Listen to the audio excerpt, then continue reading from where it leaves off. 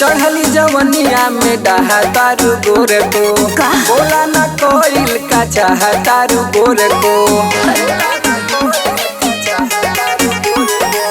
चढ़ली जवनिया में डहा तारू गोरे को बोला न कोइल का चाह तारू गोरे को अपन लनीक एगो खोजा तनी दूल्हा अपन लनीक एगो खोजा तनी दूल्हा झूला में जवानी मोर फानता उल्हा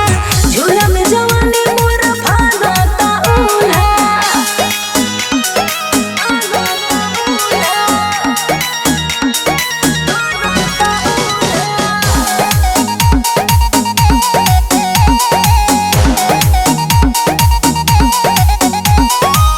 पागल बनैले बाड़ू लइकन के बुद्धि हो ना जाने कवना में बाटे तोहर रुचि हो उम्र 18 अब पार होता ए बाबू बदरल देहना संभाल होता ए बाबू जवान बात बा हम कहतनी खुला जवान बात बा हम कहतनी खुला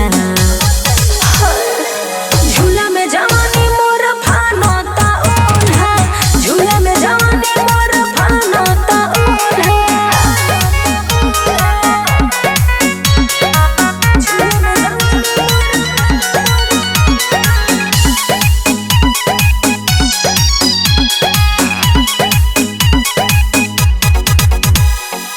भीगत जीगर के छेदे बबुनिया